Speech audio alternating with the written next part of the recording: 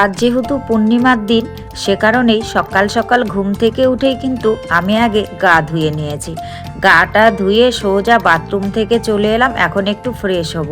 তো গাটা ধুয়ে বেরিয়ে বেশ ঠান্ডা ঠান্ডা লাগছিল, সে কারণে হাউস কোটটা পরে নিয়েছি, তার উপরে দেখো সোয়েটারটাও পরে নিচ্ছি। আসলে বেশ কয়েকদিন থেকে বৃষ্টি হওয়ার দরুন এত ঠান্ডা পড়েছে, ঠান্ডায় আর পারা যাচ্ছে না। তার মধ্যে সকাল সকাল ওই ঠান্ডা জলে গা ধুয়েছি, তো সেই কারণে মনে হয় ঠান্ডাটা আরও বেশি পরিমাণে লাগছে। তবে মাথা ভিজিয়ে কিন্তু স্নান করিনি, কারণ দুপুরবেলা তো আবার স্নান করতেই হবে। তো আজ যেহেতু পূর্ণিমার দিন, পুজোর কাজকর্ম করতে হবে, সে কারণেই সকালে আর বাসি গাটা রাখলাম না, গাটা একটু ধুয়ে নিলাম। তারপর দেখো এখন চুলটাকে আঁচড়ে নিচ্ছি, আঁচড়ে চুলটাকে বেঁধে নিচ্ছি। চুলটাকে বাঁধতে গিয়ে বারবার করে ক্লিপটা হাত থেকে পড়ে যাচ্ছিল। তারপর যাই হোক কোনো রকমে বেঁধে নিলাম, তবে মুখে আর ক্রিম ট্রিম দিইনি।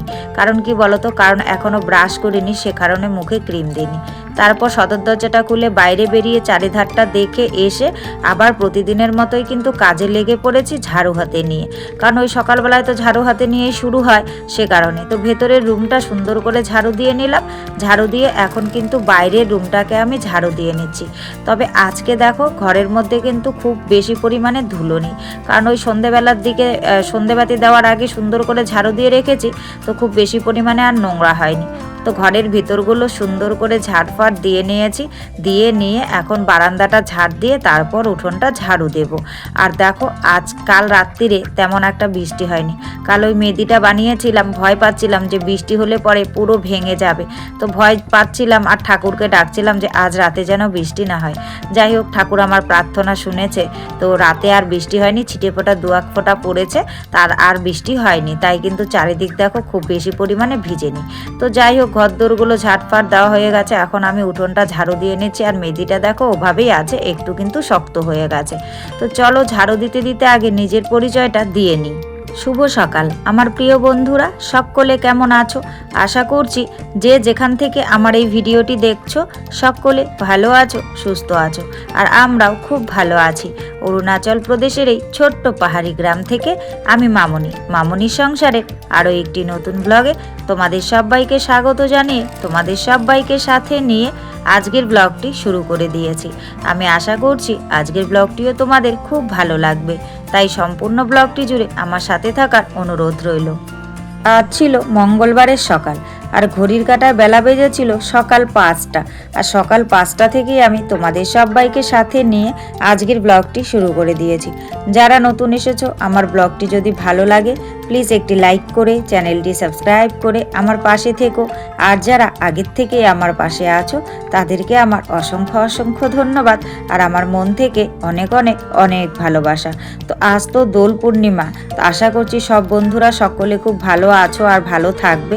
আসলে এই পূর্ণিমার দিন আমাদের বাঙালিদের খুব একটা আনন্দের দিন। তো যাই হোক উঠোন টুটন ঝাড়ু দিয়ে একদম পা ধুয়ে ঘরে চলে গেছি। ঘরে গিয়ে ব্রাশ কোলগেট হাতে নিয়ে সোজা এই দিকটায় চলে এলাম। আসলে এই দিকটায় কেন এসেছি বলো তো, ওই যে কালকে রাত্রিরে ডাস্টবিনটা কাল রাত্রিরে ফেলতে ভুলে গেছি। ওই মাঝে মধ্যে না আমার এই ভোলাটা মানে ভুলেই থাকি মাঝে মধ্যে। আগে তো প্রায়ই ভুলতাম, এখন কিছুদিন থেকে রাত্রিরেই ফেলে দিই। তো কালকে রাত্রিরে আবারও ফেলতে ভুলে গেছি, তাই সকাল সকালই ব্রাশ করতে করতে ডাস্টবিনটাকে কিন্তু সুন্দর করে ওই দিকটায় ফেলে দিয়ে এইদিকে একটু হেঁটে ব্রাশটা করে নিলাম। ব্রাশ ট্রাশ করে সোজা চলে এলাম রান্নাঘরে। রান্নাঘরে এসে একটুখানি চা করে নিলাম, কারণ সকাল সকাল না এত কাজকর্ম করার পর চা না খেলে আর ভালো লাগে না, সে কারণে চাটা করে নিলাম। চাটা খাবো ভাবছি, তখন ভাবলাম হ্যাঁ মুখ ধুয়ে তো সকালবেলায় জল খাইনি, তাই জলের বোতলটা নিয়ে এসে আগে কিন্তু জলটা খেয়ে নিলাম। খেয়ে দুটো বিস্কিট হাতে নিয়ে নিলাম। তো চাটা ঘরে বসে খাবো ভাবছিলাম, দেখি ওই বাচ্চাটা ডাকছিল। আসলে ও জিজ্ঞেস করছিল আজকে ওর স্কুল আছে কি নেই, আমাকে ডেকে আবার ওইদিকে চলে গেছিলো ব্রাশ করতে করতে। তারপর আমি চায়ের কাপটা হাতে নিয়ে ওকে জিজ্ঞেস করতে এলাম যে ও আমাকে কেন ডাকছে। তো বললো যে আন্টি আজকে স্কুল হবে কি না, তো আমি বললাম হবে। তারপর বলে টলে আবার এই দিকটায় দেখি ভাই বউ ডাকছে। আসলে ও ঘুম থেকে উঠে গেছে আর ভাস্তাও কান্না করছিল, তো আমিও জিজ্ঞেস করতে গেলাম যে ও কেন কান্না করছে। আসলে ওর মা উঠে গেছে বলে ও সঙ্গে সঙ্গে উঠে গেছে। তারপর ও নিয়ে আবার ঘুম পাতিয়ে দিয়েছে, কারণ এখনও তো বেলা খুব একটা হয়নি, 6:30 মতন বাজে। তো এত সকাল সকাল উঠে কি করবে ছোট বাচ্চা, আর উঠেই তো সেই খেলা শুরু করবে মাটি বালু দিয়ে। তো খেলে সকাল থেকে খেললে ঠান্ডা লেগে যাবে, ঠান্ডা লেগে গেলে সর্দি লেগে যাবে, সে কারণেই ওর মা কিন্তু জোর করে আবারও ঘুম পাতিয়ে দিয়েছে। তারপর জানলা দিয়ে কিছুক্ষণ কথা টথা বলতে বলতে কিন্তু আমি চাটাও খেয়ে নিলাম। আর এই বাচ্চাটা দেখো আমার সঙ্গে ঘুরে ঘুরেই কিন্তু দাঁতটা সুন্দর ব্রাশ করে নিয়েছে। আসলে ওর মা ওই ডিউটি বেরিয়ে গেছে, তো ওর মা তো সকাল সকালই ডিউটি বেরিয়ে যায়, 6টার সময় বেরিয়ে যায়, তো সে কারণে ও কিন্তু সব কিছু কাজ একা একাই করে। আমার মেয়ের সমান বয়সী প্রায়, তো আমার মেয়ের থেকে সামান্য একটু বড়। ও জানো তো নিজে একা একাই ঘুম থেকে উঠে ব্রাশ ট্রাশ করে ড্রেস পরে নাস্তা খেয়ে একদম স্কুলের জন্য রেডি হয়ে, তোমরা তো দেখোই আমার মেয়ের সঙ্গে স্কুলে বেরিয়ে যায়। আর সাথীটা কিন্তু আমার মেয়ে, আসলে ছোট বাচ্চা তো তাই আমিও একটু দেখি, যেহেতু মা থাকে না সে কারণে। তো তারপর দেখো ঘরে বিছানাটাকে তুলে নিচ্ছি, মেয়েও ঘুম থেকে উঠে গেছে। ও কিন্তু ওর দেখা দেখি ও এখন একা একা ব্রাশ করে। আগে তো ওকে ব্রাশ করিয়ে দিতাম, তো ও যেহেতু একা একা করে, ও বলে সঞ্জু যদি একা একা করে আমিও করব, তবুও আমি দেখি ভালোভাবে ব্রাশ করছে কিনা। আসলে ছোট মানুষ তো, ওই ব্রাশ ট্রাশ করতে গেলে ভালোভাবে অনেক সময় করে না, তবে মাঝে মধ্যে আবার আমি করে দিই, না হলে তাতে তো আবার ক্যাভিটিস জমে যাবে। তো যাই হোক বিছানাটা গুছিয়ে নিয়েছি, গোছানোর পর দেখো ঘরটা কত সুন্দর লাগছে। তারপর গুছিয়ে টুচিয়ে দেখো এই যে মেয়েকে স্কুলে এগিয়ে দিতে যাচ্ছি। আর দেখেছো ওরা দুজনেই কিন্তু স্কুলে চলে গেল। তো এগিয়ে দিয়ে এলাম, এসে ওই নাইটি দুটো যে একটুখানি ভেজা ভেজা ছিল সেগুলোকে রোদ্দুরে মেলে দিলাম, কারণ আজ অনেক দিন পর সুন্দর রোদ্দুর উঠেছে। কতদিন পর রোদ্দুর উঠেছে, বেশ ভালো লাগছে। আর এতদিন পর রোদ্দুর উঠায় চারিদিকে দেখো তারগুলোতে একদমই জায়গা নেই, সকলেই কিন্তু কাপড় চোপড় কেচেছে, মেলে দিয়েছে, কেউ আগেরগুলো দিয়েছে। আর তারপর কিন্তু আমি একদম লেগে পড়েছি আমার মেহেদিটাকে ঠিক করার জন্য, কারণ আজ তো পূর্ণিমা, পুজো দিতে হবে। আর আমাদের মধ্যে তো দোলের দিন মেহেদি বানিয়ে তারপর হচ্ছে দোল দেয়। আর তাছাড়া প্রত্যেকটা হিন্দু বাড়িতেই তো তুলসী মঞ্চটা আগের থেকেই থাকে, কিন্তু আমার তুলসী মঞ্চটা দুর্ভাগ্যবশত ভেঙে গিয়েছে, তারপর আর বানানো হয়নি, টিনে রেখেছিলাম। তো যেহেতু দোল এসেছে, মাটিও আছে, সে কারণেই কিন্তু কাল আমি এই মেহেদিটাকে বানিয়ে নিয়েছি, কারণ বানাতে তো পারি, মাটি দিয়েই বানাবো। আর এদিকে দেখো আমি কাজ করছি আর ভাস্তা কি পরিমাণ আমার সঙ্গে বদমাশি করছে, ডিস্টার্ব করছে। মানে আমি লেপালেপি করছি আর ও ওই শ্রেণীটা নিয়ে ওটাকে এসে খুঁড়ে খুঁড়ে দিচ্ছে। আমি যতবার লেপালেপি করছি ও ততবার এসে এসে খুঁড়ে খুঁড়ে দিচ্ছে, আবার ধাওয়া দিচ্ছি, আবার পালিয়ে যাচ্ছে, আবার আসছে। আর ওখানে বালুগুলোর মধ্যে বসে কিন্তু ওই ছেনিটা দিয়ে খেলছে।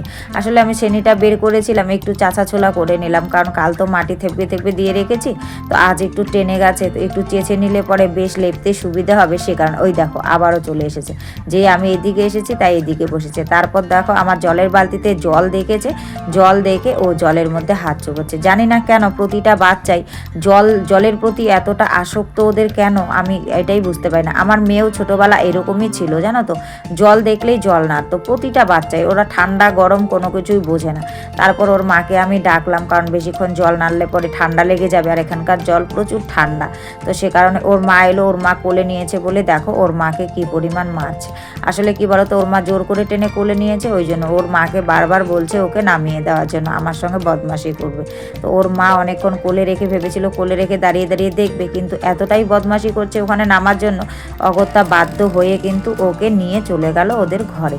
আর এদিকে এখন আমি মেহেদিটা সুন্দর করে মুছছি। বেশ আমার মেহেদিটা কিন্তু বানানো হয়ে গেছে, তবে হ্যাঁ পরিপূর্ণভাবে খুব সুন্দর হয়নি, তবে হয়েছে। তবে একটা অপরিপূর্ণ রয়েই গেল, সেটা হচ্ছে তুলসী গাছ। তুলসী গাছ আর পেলাম না, এখন বর্ষা না এলে তুলসী চারা বেরোবে না আর তুলসী গাছ পাওয়া যাবে না। যেটা লাগিয়েছিলাম সেটা তো মরে গেছে, টিন থেকে তুলে ফেলে দিয়েছি, মরা গাছ রাখতে নেই সে কারণে। তো মানে স্রোতা জলে ভাসিয়ে দিতে হয়, এখানে যেহেতু স্রোতা জল নেই তাই জঙ্গলেই ফেলে দিয়েছি। আর এদিকে আন্টি এসে দেখে বলছে যে বেশ ভালো হয়েছে এখনকারটা আগের থেকে।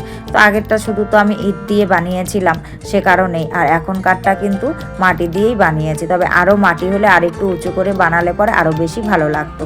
তো একটুখানি টানুক, তারপর মুছে দেবো। তো এদিকে দেখো টেনেছে, মুছে টুচে দিয়ে স্নান ধান করে একদম সোজা চলে এসেছি মন্দিরে পুজো দিতে।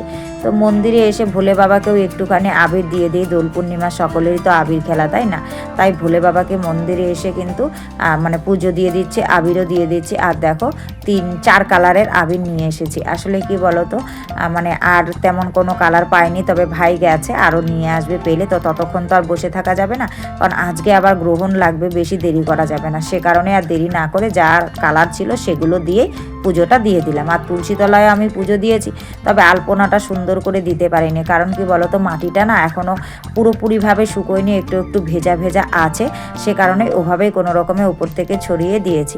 আর হ্যাঁ বন্ধুরা, আমার এই তুলসী মঞ্চটা কেমন হয়েছে অবশ্যই কিন্তু তোমরা কমেন্ট করে জানিও, ভালো হলেও জানিও, খারাপ হলেও জানিও, তাহলে আমার বেশ ভালো লাগবে জানো তো। তো যাই হোক, এই মঞ্চটা সুন্দর করে আমি কিন্তু পুজো টুজো কমপ্লিট করে নিয়ে মেয়ে স্কুল থেকে চলে এসেছে। মেয়ের স্কুল ড্রেসগুলো আর কাচাকুচি হয়নি, তো আজকে স্কুল ড্রেসগুলোকে একটুখানি কেচে দিলাম। আর দেখো কিছু কাপড় উঠিয়ে কিন্তু আবার কাপড় শুকোতে দেওয়া হয়েছে। তো সব মিলিয়ে আজকের ব্লগটি তোমাদের কেমন লেগেছে অবশ্যই কিন্তু তোমরা কমেন্ট করে জানাতে ভুলো না। আর আজকের ব্লগে যদি কিছু ভালো লাগে তাহলে প্লিজ একটা লাইক করো, কমেন্ট করো, শেয়ার করো, আর আমার চ্যানেলটিকে সাবস্ক্রাইব করে এভাবেই আমার পাশে থেকো। সকলে ভালো থেকো, দেখা হচ্ছে পরের ভিডিও।